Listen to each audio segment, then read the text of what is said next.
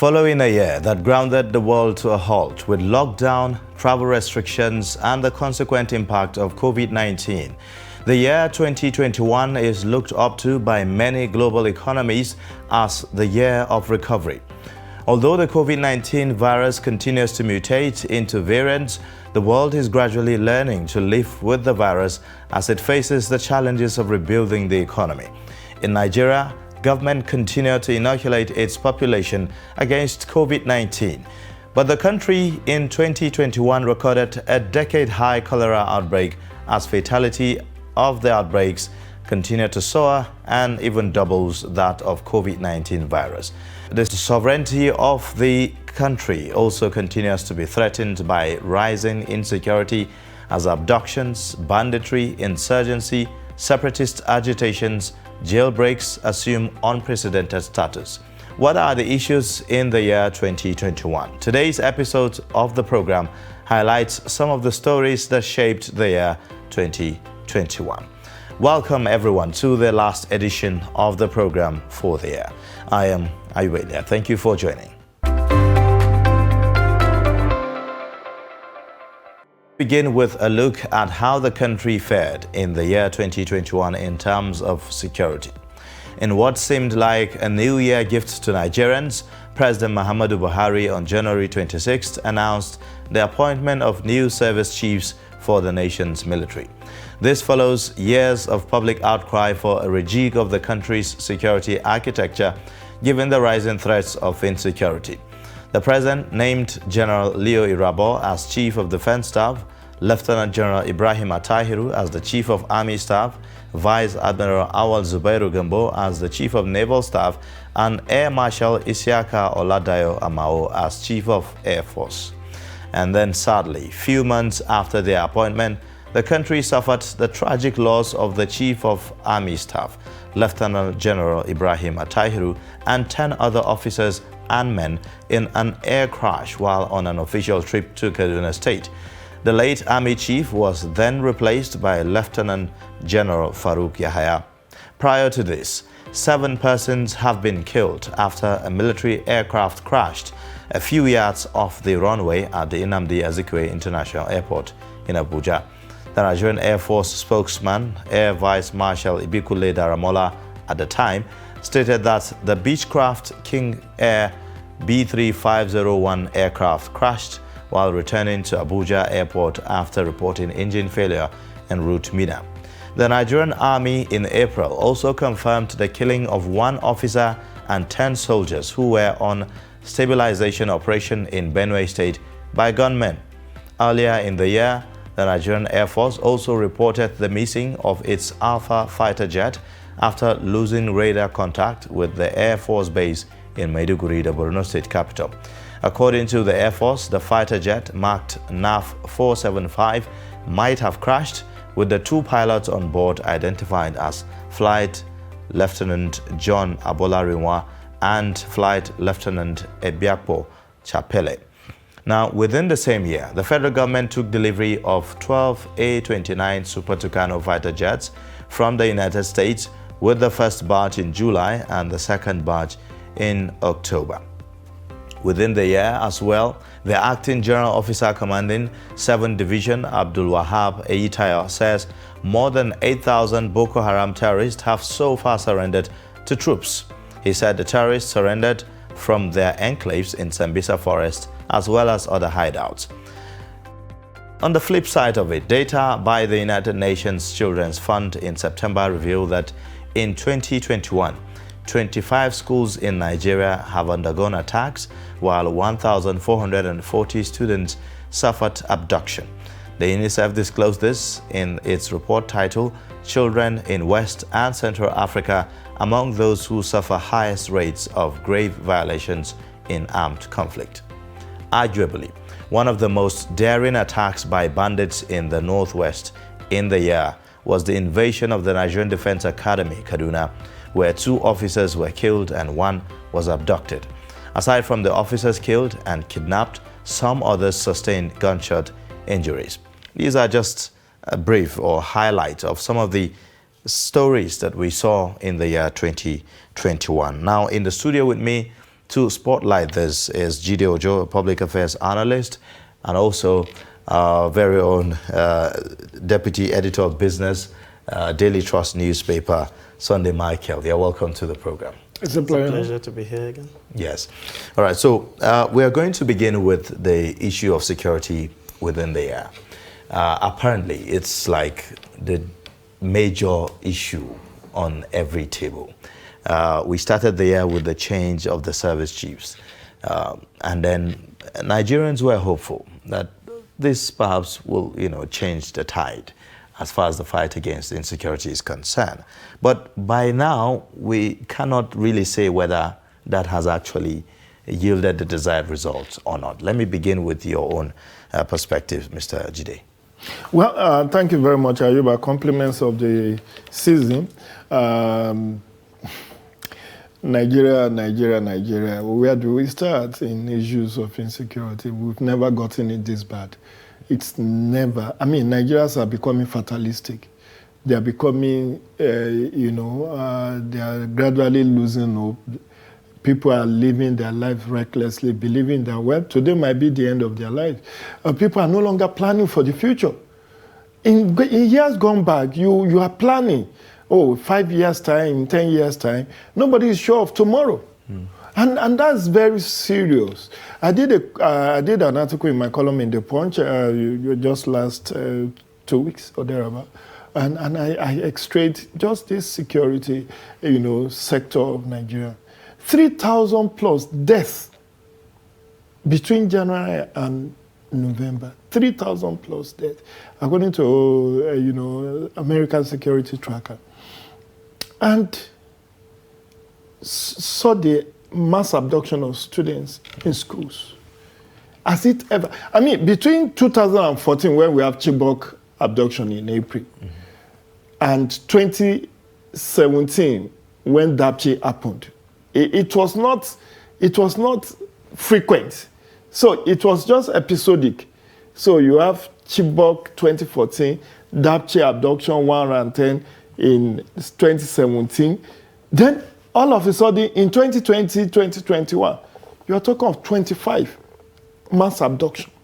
Over 1,000 students of our schools abducted, including in Islamia school, as it happened in Niger State. So today, the gains of mass enrollment of school children, homegrown school feeding has been defeated because nobody, particularly in northern Nigeria, people are withdrawing their children in droves because whether day or night, they are not secured. The kind of protest that you had in Kano that was shut down last week was unprecedented in northern Nigeria. You don't have northerners protesting against a northern president anyway. I'm not saying Buhari is a northern president, but a president from northern extraction. You don't have that. It's always, it's our son. Let's give him all the support. But even in president's home state, the governor is crying for state of emergency. It has now spread to Sokoto State. It used to be the triangle of Kaduna, Katsina, and Zamfara. Now we have Kebbi and Sokoto. So Niger is in North Central. So if you add Niger to it, so you are looking at, even in Nasarawa State, 40 people murdered in cold blood.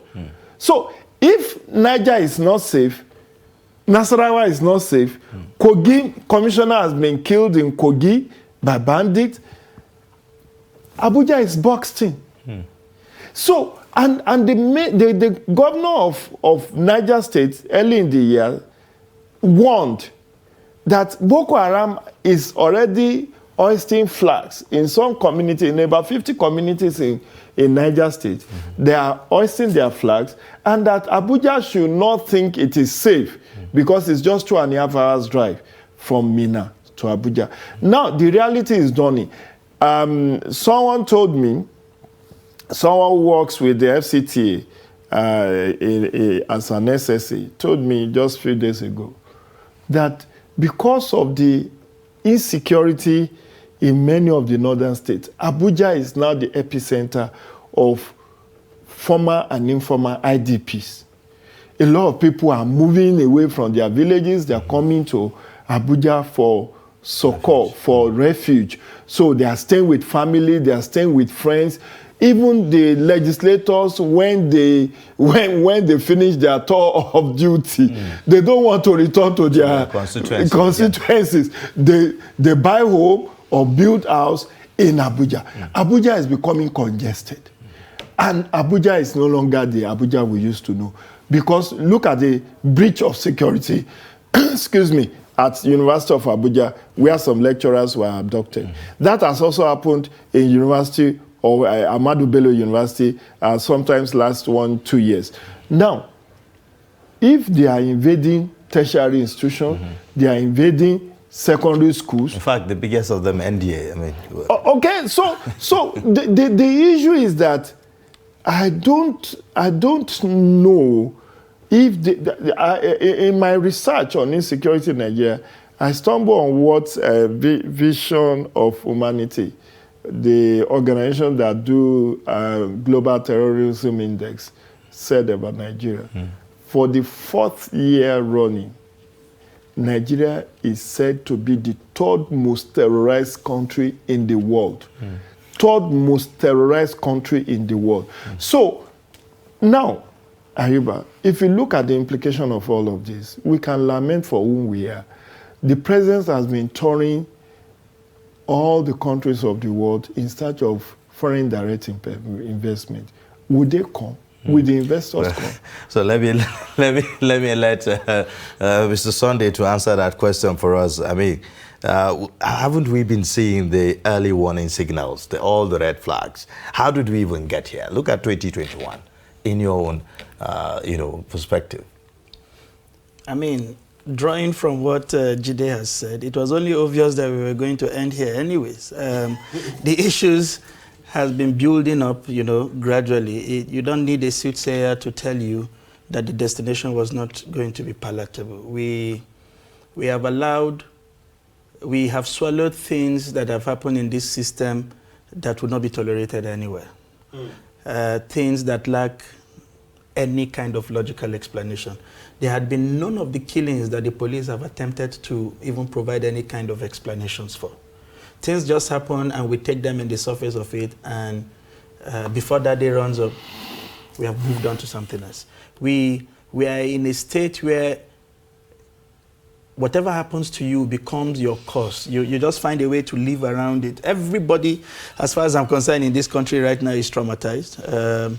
If you're not directly impacted, you have a relative or a friend or so, you know somebody very close who is. He talked about Abuja being boxed up, and it has been happening for a while. Our colleagues, journalists, have been picked up from nearby Kubwa here, which is merely 60-minute drive from where we are seated in the studio. Tungamaje has been under attack forever. Tungamaje is some 3-4 kilometers away from the international airport. The Abuja University is adjacent a military formation. We cannot count how many times these guys have hit Gwagwalada. We are not talking about Kuje Area Council that has been perpetually under attack. And basically what we do is to highlight this attack. Even Abaji. Even Abaji. So the question is now whether the measures we are taking are yielding. Before the change of the service chief, Nigerians have been crying, oh, the service chiefs have overstayed. They lack ideas. And then the president did that. And then we say, oh, we need equipment. We need this. And then the federal government received 12 Super Tucanos. Now, many people are thinking, okay, that will be a magic one for us. Well, but apparently, what's missing? Obviously, it wasn't just about changing service chiefs. If you change service chiefs and have no strategy in place, then nothing happens. So prior to coming into the studio, I was involved in another conversation. And the question was, all other places where they are fighting similar insurgency, because we have seen all kinds of international collaboration. What is stopping those kind of collaborations in Nigeria? because this is a cross-border war. The president had to say a number of times over that the weapons we are seeing in Nigeria is a spillover of what happened in Libya. He said that for a long time until it became unfashionable. And then they started saying it was because of the drying up of Lake Chad. We had kept providing all kinds of external excuses for what had happened in this country without any symbolic international cooperation. We cannot fight this war alone, all right? And it doesn't just take a super Tucano. These guys, from the kind of fantastic attacks they coordinate, are far more sophisticated than the kind of impression that this government try to make us understand. They try to sweep these things under the carpet and make it, you know, several times the government had to tell us that these guys have been depleted, they don't have the capacity for fantastic attack. Today the president is billed to be in Maiduguri and they had already sent in the missile ahead of his visit. You know, it tells you that they are even far more grounded. The ordinary Nigerian was not aware the president would be in Maiduguri until sometimes late last night or this morning. But these guys within that particular, that range of time had been able to cause the kind of disruption they have done. So it tells you that they have a network that is far more sophisticated than what we think they are, and what we are doing, you know, as a people to even contain it. Another thing is the massive surrender of the Boko Haram fighters. I don't know whether we should consider that as some kind of gain, you know, for the year 2021. I mean, over 8,000. So if that large number of people troop out to surrender their arms, we should be getting some kind of intelligence information, you know, from them. And then by now, maybe we should be talking about totally decimating this. We cannot, and it's practically impossible to decimate these people because the fertile ground for recruitment is there. It's huge.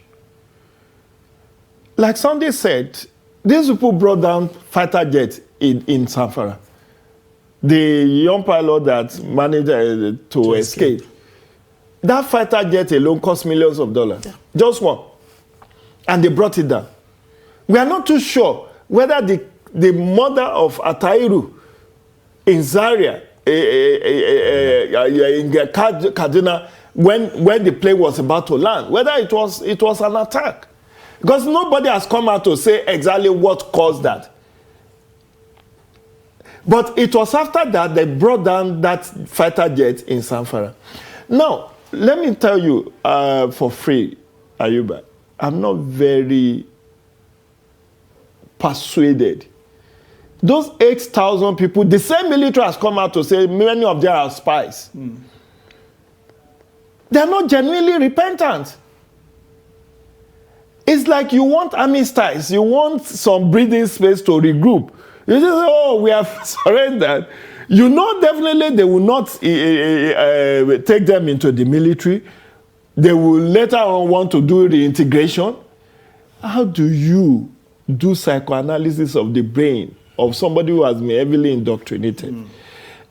Senator Ali Ndume has persistently said, these people are not repentant. Don't stop calling them repentant Boko Haram. They are not repentant. They just, maybe they are hungry, no more food, and they know that if they jump the ship, they come to the other side, there will be 3 meals per day, they will clothe them, they will give them best of. But the radicalization. The day I was telling somebody on my show and I was trying to ask whether that was a very good idea. He said, well, you know, it's international best practice and all of that. But is that the way it's done in Syria, in Afghanistan, and all of that? And you can see what happened in Afghanistan, even though it's external to us. But for 20 years, the US military built Afghanistan army. They pumped, at least on record, $2 trillion was spent over the last 2 decades to support the Afghanistan army. But how many days did it take them to overrun even the presidential palace? So, on that part... and the U.S. military will consider those Taliban who have surrendered as gains, that the firepower is eating at them. But when the chips were down, the genuine soldiers melted away, the Taliban took over.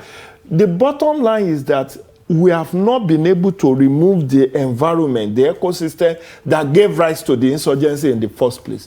Where are the infrastructure? Where is the good governance? Do people in those... Because you need to give me something better if you don't want me to go to crime. True. When UK was paying dole to its unemployed graduates, people thought they didn't know what they were doing. Why should you be giving somebody who is not working money? Because you are trying to prevent him from being lured into criminality and crimes. How many unemployed graduates in Nigeria receive dole? Even the social investment program that the government claims to be doing, you just go and read the opinion of the President of the Senate, the opinion of the Speaker of House of Reps, the opinion of those who matter in this country. They have all jointly and severally condemned the approach to the social investment program of this administration that have consumed over a trillion naira. But what is there? What are the evidences? You said people are doing empower that you cannot measure the success. It's just like, and you are talking of recruiting 500,000. 500,000 people, many of them you cannot independently verify that they are even graduate or that they are undergraduate or whatever. So everything is just like particular. Look at it. I'm sorry to divert into the issue of economy because it has a nexus. We're actually going there. It has a nexus with insecurity. Yes. That's why I'm talking about it. They said they want to remove fuel subsidy. Let's go straight into also the issue of the economy in the year. Now, on the economic front, early in the year, Nigeria's economy started off with the cheering news of recovery as the country exited its second recession in 5 years. The country's gross domestic product grew by a marginal 0.11% in the fourth quarter. With several headwinds, however, the growth remains fragile. While there have been sustained positive growth over the last 4 quarters since the recession witnessed in 2020, which contracted by 6.10% and 3.62% under the pandemic, analysts believe that the potential of the economy is grossly untapped, largely due to the worrisome security situation in the country, which continues to deter the required investments to propel the economy to greater heights. Now, the year 2021 also saw some interesting stories. Historic emergence of Ngozi Okonjo-Iweala as Director General of the World Trade Organization. The World Trade Organization selected Mrs. Okonjo-Iweala and Ms. Yo as final contenders for the office before her emergence. Now, Mrs. Okonjo-Iweala is the first female Director General of the WTO in its 25-year history. Also, the Central Bank of Nigeria in 2021 launched the digital currency e-Naira with over 500 million naira of the currency minted. According to the CBN Governor Godwin Emefiele, 33 banks have been fully integrated and live on the platform with over 2.5 million people visiting the website daily. Nigeria is one of the 5 countries in the world to develop an official digital currency. 14 other countries are at the pilot stages of launching theirs, according to the Atlantic Council's CBDC tracker. Now, electricity tariff is also another bone of contention in the year. In the year under review, Nigerians witnessed 3 times increase of electricity tariff, with the first covering the period from January to June 2021, the second from July to August 2021, and the final, which is believed to have taken effect between September to December 2021. Also dominating public discourse was the controversy of the value-added tax collection between some states and the Federal Inland Revenue Service, following the legal tussle between Rivers, Lagos State, the federal government over the right of states to collect VAT. Southern governors arising from a meeting in Enugu threw their weight behind the clamor by some states to take control of collection of value-added tax VAT in their domains. Now, consequently, the governors acting under the aegis of Southern Governors Forum supported efforts made so far by Rivers and Lagos states to ensure this was realizable. Now, you've already, drawn the nexus between security and the economy. We started off the year with the exiting of recession, and yes, it showed some I mean, it was a cherry news. I mean, coming from the last quarter of 2020. So when the news came, Nigerians were like, oh, thank God, finally, we're out. But are we really out of the woods, going by some of the indices that we have at the moment? Let me begin with Sunday Michael. It takes more than merely just a pronouncement to come out of the woods. There is what they call a base effect. Between what the numbers are showing and when you get real effects on the ground, there's a lapse period, before you see real changes. What is interesting is that no matter how fragile, no matter how minimal, that we were not in a recession, that in itself is challenging, because to be in a recession comes with a multiplier effect. Even your cost of borrowing becomes even higher because your borrowers think that your economy is not strong enough to support repayment. All of those sovereign ratings come into focus. But we are not out of the woods, because there are so many things that support a viable economy. And this is going back to where we were coming from in our last discussion. One of them is a stable and secured country. If you go everywhere asking for FDIs, the FDIs would not just jump into your country without doing due diligence. So every day we hear of how expatriates are kidnapped. At any rate, we keep saying we want to diversify, we want solid minerals to contribute more. All of the regions where you have these solid minerals are no-go areas. The gold you want to mine from Zamfara, which Nigerian engineer or explorer is willing at this material point in time to begin to tinker with the idea of going into Zamfara for any kind of exploration? Not to talk of a foreigner. And you can imagine the kind of news that makes the international platforms. It will not be news about whether we exit. It's about the realities on the ground. Today, as we speak, you cannot travel by road from Abuja to Kaduna, which is merely 160 kilometers. He talked about 2.5 hours from Mina. If the roads were better, it's just about an hour, 20 minutes. It's just 80 kilometers from Suleja, and it's another 20 kilometers to the Principe of Abuja. So these issues are key. Some other things that will support an economic growth is the size of your production. Now, also another issue, we've already touched it, which is about issue of food inflation. That is, also at the base of, determining the growth, of our economy. But let's just put that aside and look at also another issue that kept reoccurring within the year. There was this debacle between governors about VAT collection. And so at a point, the country became almost like divided among itself. North versus South over the VAT, conversation. Have we put that to rest finally now? No, we have not. It's still in court. It's sub judice. Lagos has asked to be joined to Rivers against the Federal Inland Revenue Service. Lagos was the first to sue federal government. And the court said, no, you are wrong. You shouldn't have sued federal government. You should have sued Federal Inland Revenue Service, which is an agency of government. And it was from there that Wike took it over and sued Federal Inland Revenue Service. And the Federal High Court in Port Harcourt said, yes, the federal government Federal Inland Revenue Service does not have right to collect VAT on behalf of states.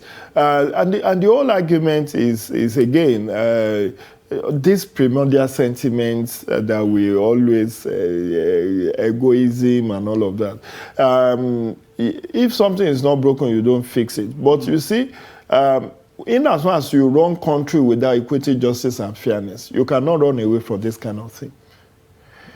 If you look at the argument that Wike put forward, in June, FIRS collected 3.2 billion from Kano. Kano got back the entire 3.2 billion when they did the share. Meanwhile, Lagos they collected 40-something billion from Lagos. They gave Lagos 19 billion. Where is equity in that?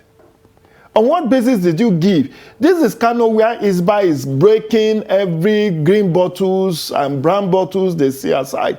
They don't want people to take alcohol and all of that.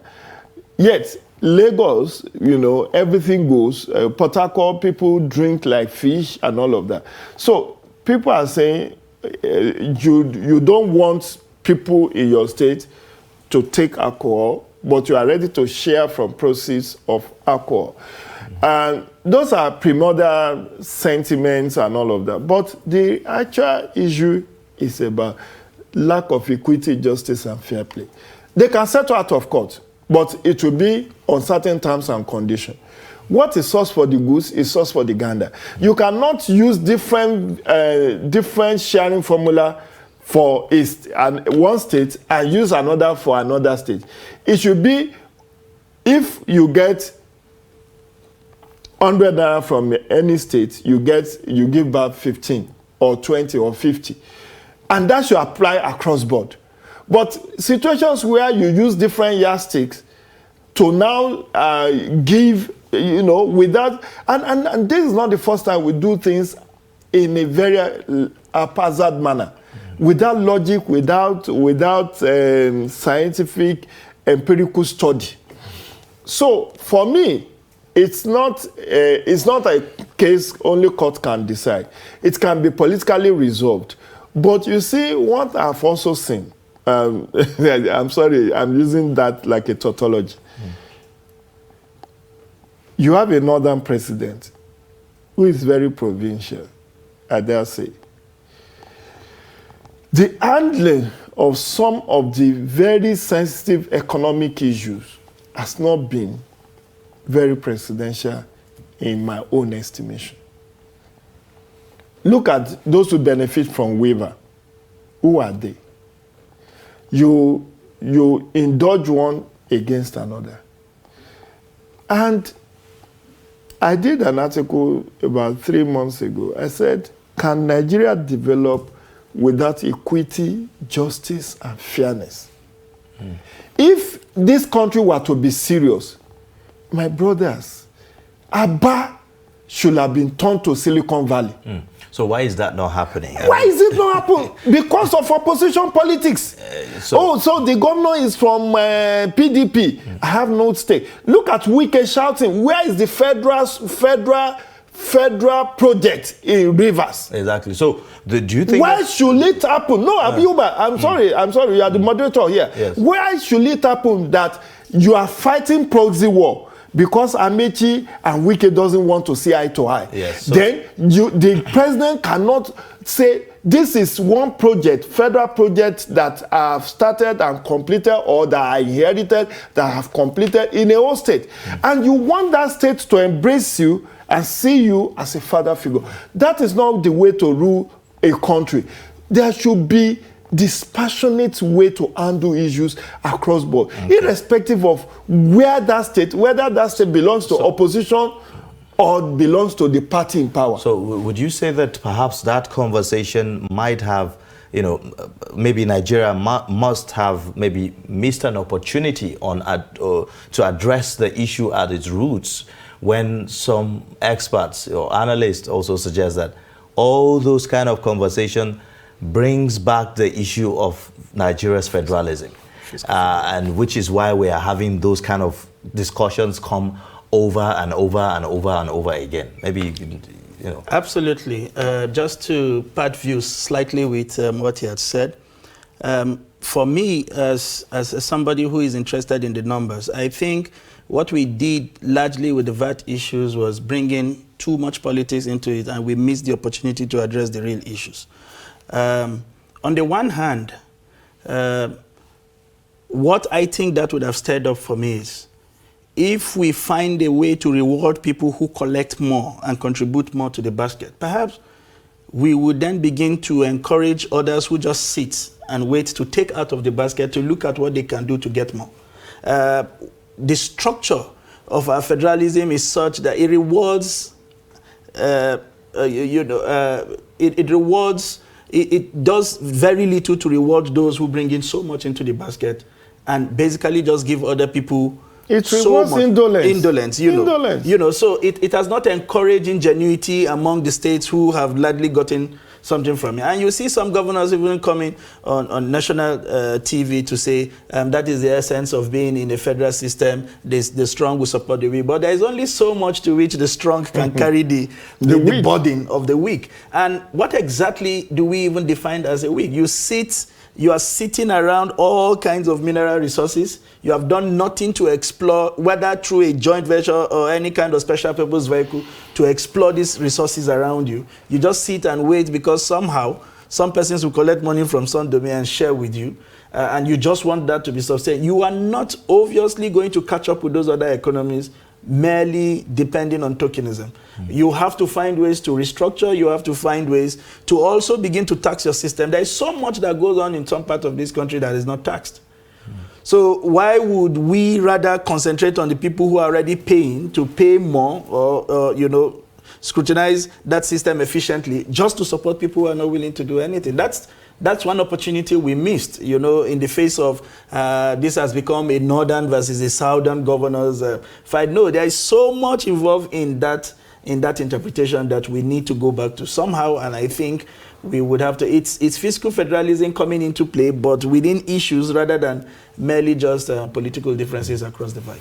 All right then, well, let's take a quick break now, and then when we come back, we'll take a look at some other issues, that we saw in 2021 that were quite mind-boggling. The issue of cholera is right after this short break. Please stay with us.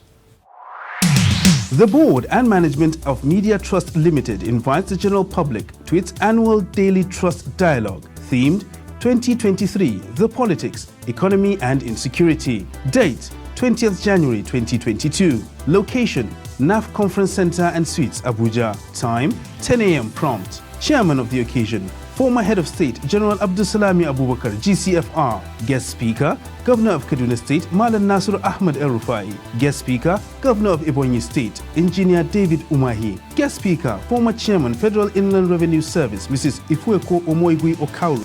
Moderator, Executive Director, Daria Media Nigeria Limited, Kadaria Ahmed. The event will be transmitted live on Trust TV, and all participants must observe COVID-19 protocols and wear their face masks.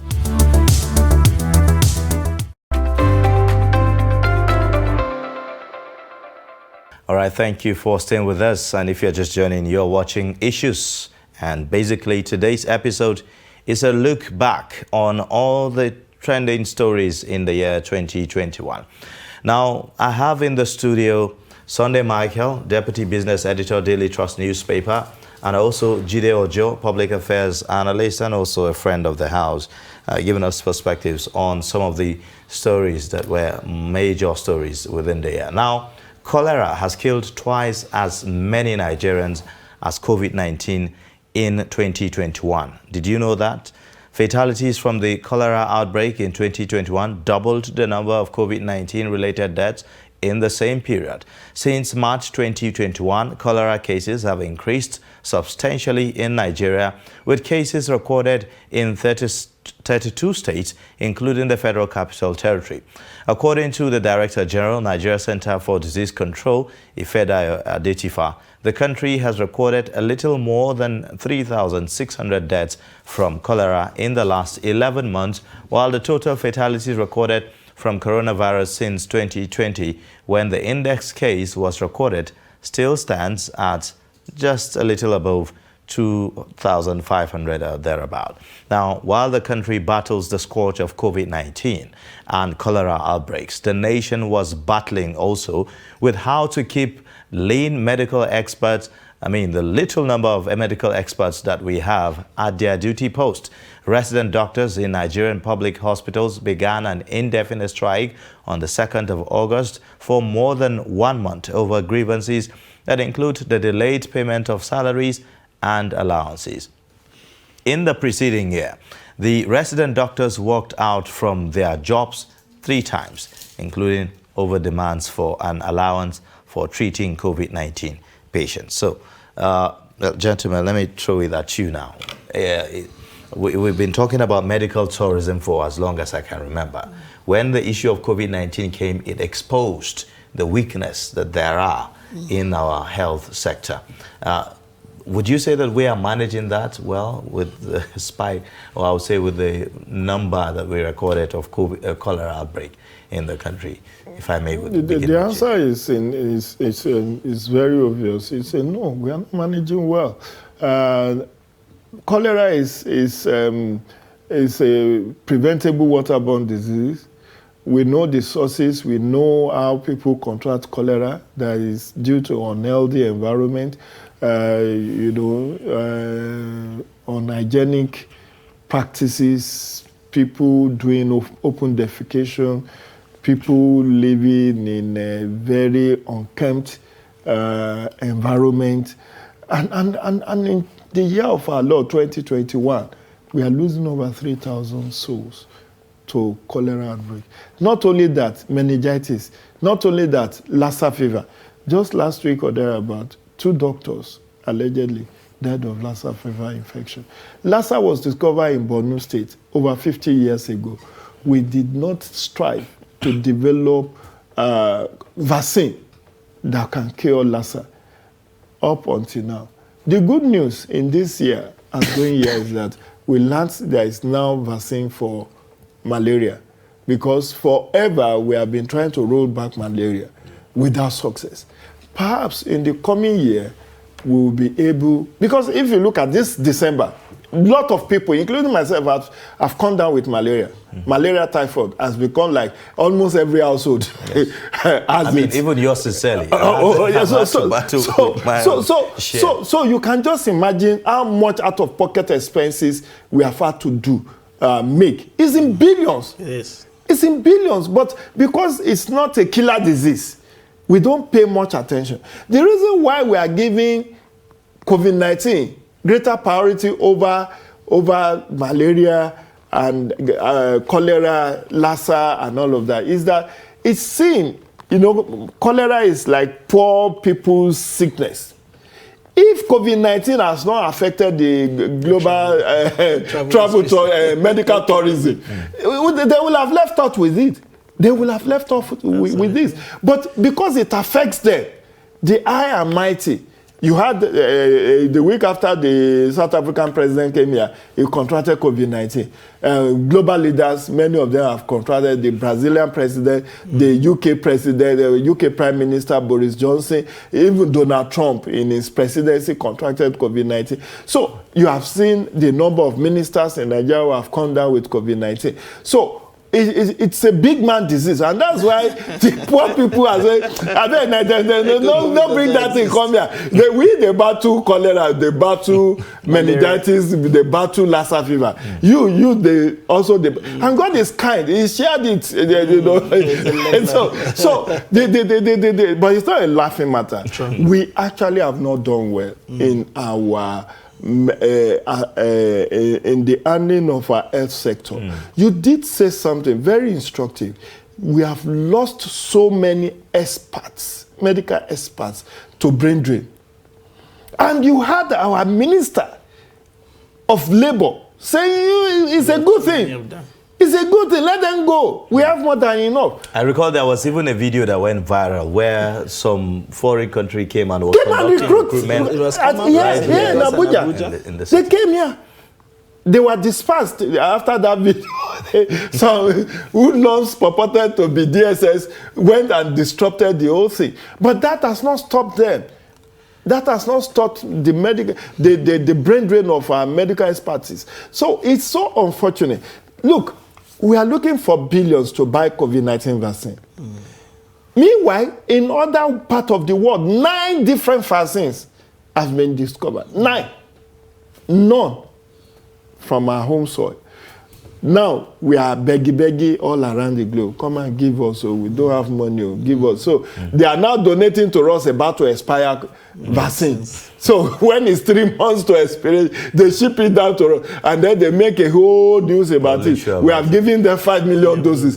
5 million doses that will be expiring in another 30 days. By the time they bring it, it's down to 2 weeks. By the time they find a way of logistic sharing, the thing is already expired. Over 1 million doses allegedly have to be burnt. They have to destroy it because it's already expired. So it tells you, maybe, at some point, I'm sorry about this, at some point I think our leaders are deliberately doing things to reduce our population. And you say, because of the lackadaisical way they handle things. Because health is wealth, no matter what you want to do. So let's talk about how we are managing to keep workers in their places of work. I mean, these resident doctors have been on strike, and only God knows when another one will pop up again. So what exactly is the problem? And how would you say it has impacted, our ability to manage this crisis? I mean, cholera on one hand, COVID-19 on the other.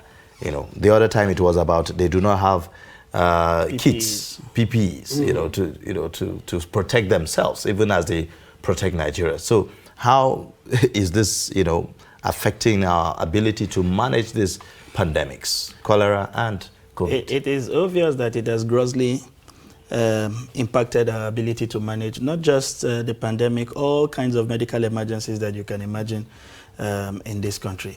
And the way these things happen tells you how docile the authorities are. I mean, the federal government, starting with the ministers of health, because before the strikes happen, in full, there are several warning strikes. There are several letters written. There are several threats about why they would have to embark on these strikes. We allow them go full scale before we start making efforts. In fact, several weeks into the strike, before we start making efforts to have any kind of negotiations. Like Jide rightly alluded to, if some of these persons were not going to rely on the skeletal services we had in country, they would as well just ignore these guys to go for as long as they did, as we saw with ASU strike. They didn't really care because their wards or families didn't have to patronize whatever was available. It's painful because you were talking about a country. It was a country, in fact, that sent in experts to come and recruit from here.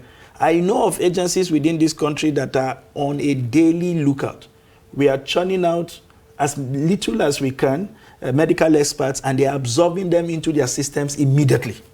As they are done from the NYSC camp, they are shipping them over at no cost. Sonny, you recall that in the heat of COVID-19 last year, UK came and recruited nurses. Go and look at and doctors. Those are the ones I'm talking about. They said they were ready to fast track their absorption in. It was our own NCCA that declined the landing right for some of the jets that were set into evacuate. I remember even the United States. Even the United States opened the portal for those medical experts who are interested. At a time when countries like India were stopping the exports of anti-malaria drugs because there were informations that they were useful or potent in the cure or in the treatment of COVID-19. Countries started nationalizing the production of their products. Thailand was saying, we are not shipping out any rice. We don't know how long this lockdown would be. We need to preserve what we have. Food security. Yeah, at that time, we were losing critical people, and we will have ministers come out to say we have too much of them. In fact, some doctors should think about going into tailoring and the rest of them. Oh, come on. Even if we have to ship out doctors, I think it should have been a deliberate government policy, as we saw with India. They wanted to take out things that would enable them repatriate incomes. And so it became a deliberate policy to produce as much as possible, to retain some for national use, and then allow others to go to greener pastures and shipping the dollars that country needed. Not in a system like ours where, you just need to show up at the public health facilities and see you pity the number of persons who don't have the means to seek alternative health care. Line up for several days in an attempt to see a doctor. Sometimes you even die of the ailment while you are still on the queue to see a consultant. All right then. Well, let's take on other issues now. After individual attempts to address the menace of open grazing in southern states, the Forum of Southern Governors in one voice announced a ban on open grazing in all the 17 southern states. They recommended that the federal government should support willing states to develop alternative and modern livestock management systems. However, with September 1 deadline for implementation of this, out of the 17 member states, only 7 have completed the process of banning open grazing of cattle in their domains. Now, the ban is in place in 7 states, which include Ebonyi, Abia, Bayelsa, Rivers, Oyo, Ekiti, and Ondo states. It is still in the legislative process in 4 states, including Enugu, Akwa Ibom, Delta, and Lagos states. Now, in Cross River, Osun, and Ogun states, the law already exists, or it has been passed by the State Assembly, but awaiting their governor's assent. However, in Anambra, Imo, and Edo states, nothing seems to be happening regarding the anti-open grazing bill. Now, that's one controversial issue that we have had to deal with for the greater part of the year 2021. Are we approaching that conversation in the best way? In some way, not the best way, but at least in the last 3 months, the uproar about open grazing seems to have died down after that September 1 deadline. The good news, again, is the livestock transformation plan that federal government rolled out, in which some states have been given like 16 billion to kickstart, what's it called, ranching in their states and all of that. So, so many states are piloting that, and it is hoped that when all the 36 states receive their own share of the money for the livestock transformation plan, maybe that will douse tension. But it can only be in the interim. The issue for me is that there is no sufficient education of the herders. And I'm conscious of using the word herders, not Fulani herders, because it's not only Fulani that herd cattle. We have Yorubas, we have Igbos who are also trading in cattle. And the greater challenge, actually, that we have failed to also solve alongside this issue of herders-farmers clash is the issue of what they call cattle rustling. Because it is a byproduct of rustling that led many of the herders to take into kidnapping when they have lost their stock. Somebody will come, even in Katsina, in Sokoto, somebody will come in the dead of the night, raid the whole village, pack all their cattle, ship them to Lagos. By the evening of the second day, it's already on the slaughter slab. And those people are left without a livelihood. And you know, you are a northerner, you know the culture. People have 4, 5 wives, 7 wives, nothing to feed the children, nothing to feed the family. So people look up and down and say, what next for me? True. So this is what has prompted some people to go into all of those crimes that we see. But there has not been effective way to checkmate cattle rustling. And if we don't deal with cattle rustling, even if you establish ranch and these bandits can come over to your ranch and come with trucks and match those cattle onto the truck and ship them out with quick sales, you know, once you even move it to the next state, people are waiting to buy. And is it when it has been turned into soup, you start saying, this is my cattle. So you need to deal with the problem holistically. Yes. The one you are dealing with, which is about ranching, can be an interim measure to stop people grazing, those who are grazing cattle to graze on people's farm. It will stem that. But it will not stop the problem of cattle rustling. Because the unfortunate thing is that the Fulanis are not being heard. Their voices are drowned in the whole cacophony of, they are the killer herders, killer this and none of that. Meanwhile, some of them are victims. True. They are victims, but because lack of literacy, they cannot articulate their position to say, look at what we have suffered. Some of them have been maimed, killed, abducted. Quite a lot to chew, really, because if we talk about Nigeria in 2021, a lot of issues come up. We hear about boat capsizing. We've not even talked about the Igbohos agitation and the canoes. We've not even talked about building collapsing. But one other issue that I want us to touch before we end it is the issue of jailbreaks in the year 2021. Quite a number of them. In Imo State, we saw about 1,800. 3,000 plus. I mean, people in one swipe, being released and all of that. Kogi State in Oyo, in Jos Plateau State very recently, where about 262 people, escaped. Are we, changing things really to match up with the reality of our time? Just in 1 minute, I'll just throw 1 minute to you. It feeds into everything we have said all day. First of all, you just need to have had the privilege to visit some of these jails to know that it was just a break, waiting to happen anyway. And so the way we have managed our correctional systems are poorly done. As a matter of fact, in some of those jails where we have had breaks, they don't even have a comprehensive data of the persons that had escaped. Mm-hmm. And somehow, information had leaked about where they have kept very sensitive captures. Some of these bandits are kept in some of these places. And it's the bandits that come. The jailbreaks don't just happen. They don't do them for fun. You have to have a target. You have to have a reason to want to hit a place like that. It shows, for one, that those places are not properly fortified and reinforced.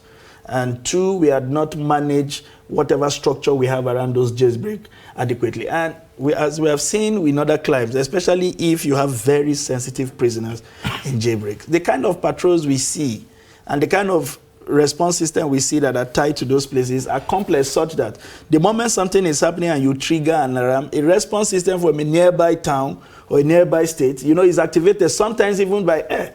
Here, a jailbreak happens 6-7 hours after that time. You can't even get any concrete information. In fact, in the case of Jos, we were hearing that they were held captive inside the jail and nobody escaped. And suddenly the next day, they told us over 40 persons are unaccounted for. Well, issues. For me, the issue of jailbreaks, I've also written on it.